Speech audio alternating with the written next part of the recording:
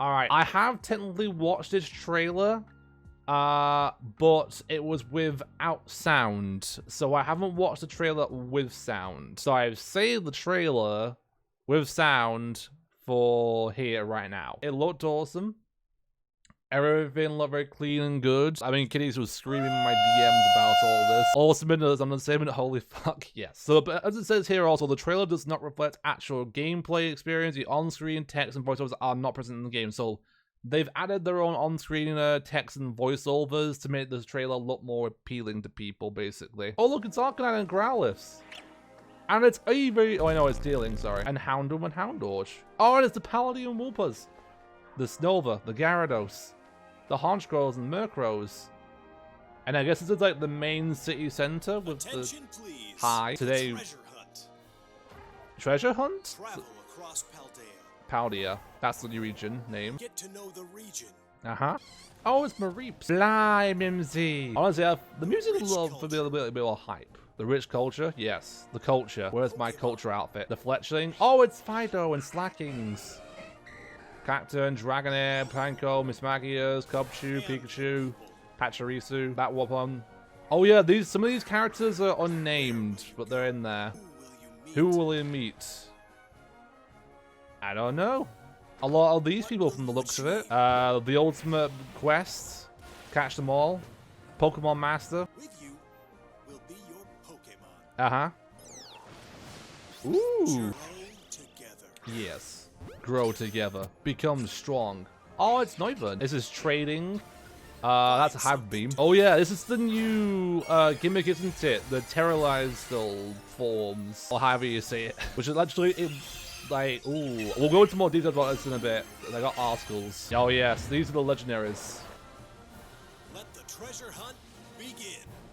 So, I guess it's going to be a treasure hunt then? I wonder what the treasure is though they're trying to try and find. Yes, also, early purchase bonus here too. Receive a special Pikachu you can't obtain through normal gameplay, which can know the move Fly and will have a flying Terra type. Available until Tuesday, 28th of February 2023. So an extra little bonus thing right here. Yeah, that was pretty awesome. I've already seen this trailer.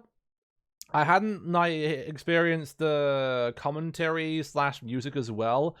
I think they could have put a little bit more of a hype music behind the trailer itself, and the commentary could have been a little bit more riveting about the whole thing. But all in all, pretty good trailer, pretty good detailings on new things have shown. I'm looking forward to seeing what more we'll have to offer in the game when we get the game and everything. So yeah, all in all, that is my full review of the trailer right there. I hope you all enjoyed that. I guess we can talk more about this. As you all saw, chat, you can get, if you don't know this, you can get the legendary Pokemon Corydon and Meriodon at the start of the game. They are available right at the beginning of the game. Like, you can get them as basically ride Pokemon that will allow you to fly, surf, travel, I assume also break rocks and use strength as well, or cut. The thing is, though, there's a big difference between each one. Whereas with Meridon, that one does change into like a cycle and full-on cycle. But with Corydon, it doesn't. It has wheels, but doesn't use them when it's like moving. It just runs on its like legs, and I have so many problems with this. Number one, basically, why? I can answer this one for you. So what you're seeing, obviously, is an organic lizard compared to Meridon, which is more of a cybernetic lizard. Each lizard has its own primary little sacs. A lot of them is based on in real life lizards that have a little sac in between the neck area. Basically, the front wheel is a sac. The back wheel is the tail curled up while it is riding, basically being, you know, used as a ride Pokemon. That pretty much is the reason why it looks like it has wheels. They look like wheels, but they're not really wheels. I still think it's a bit of a weird design, honestly, but that's, you know, it's cool. I understand it a lot more now that I've had some time to research into it, but it's still, I'd still prefer Meriodon's design over Corydon, honestly. Also, hope Bill Bones enjoying the video. Hi, this is Future Dill here.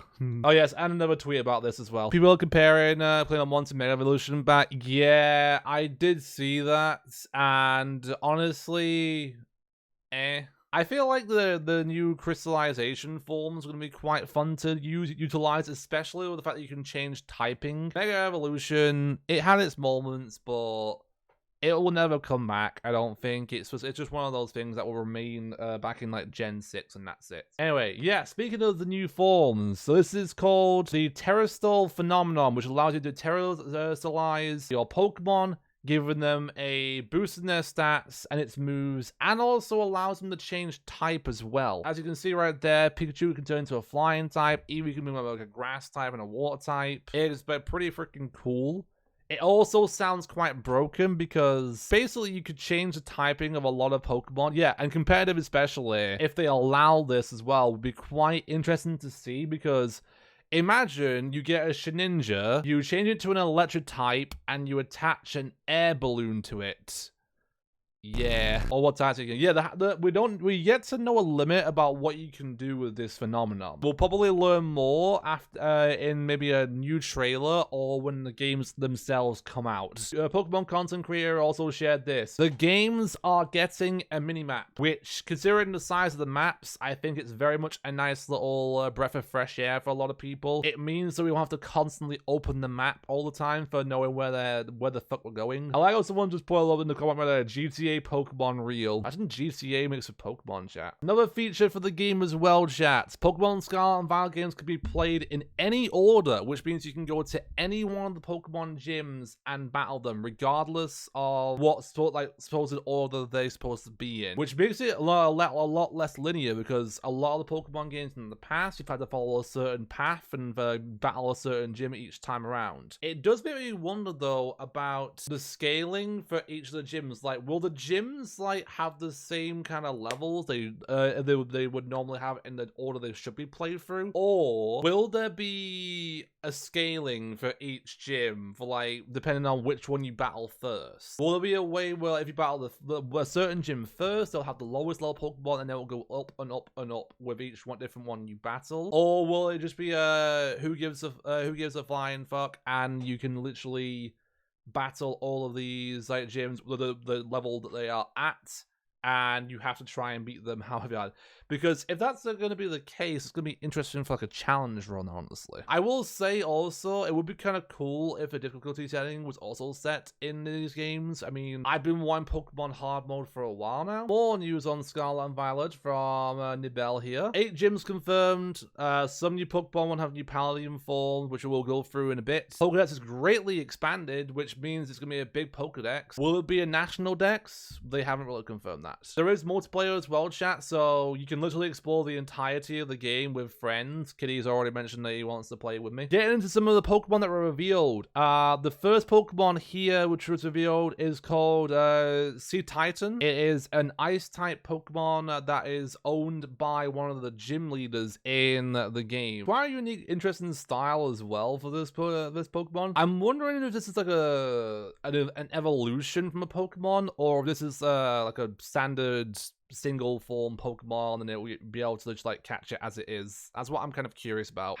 Someone's already made clade versions of these Pokemon. What the fuck? And another Pokemon that was revealed also, chat, is Fido. As everyone's been dubbing it, the bread Pokemon, or the dough Pokemon. Look at how cute it is. It's a fairy type puppy Pokemon. It's literally bread. Kind of ferments things in its vicinity using the yeast in its breath.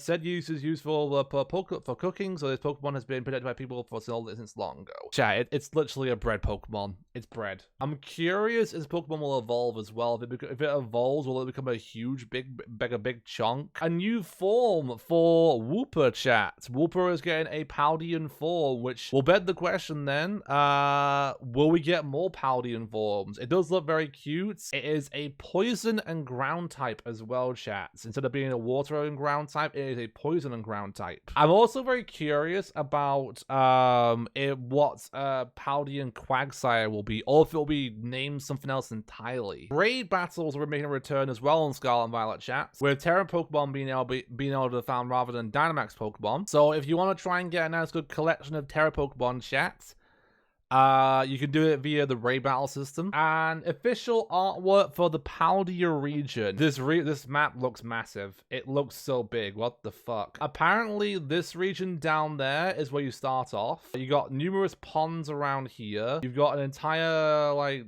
chunk right here with a bit of a deserty kind of area or something, or a little bit of a like sandy area. You've got an entire a small town of farming right down here, I believe. You've got a big city center down here. Got a big canyon area down here. Little brass right here. I'm not even sure what this is. You got some mountainous areas over a city in there. You've got a big giant snow mountain, along with like a lake here with a snow path down here. I want to say this might be a fiery area, but I'm not entirely sure. With a lake down there. Got a big desert sand area down here. With everything all being interconnected.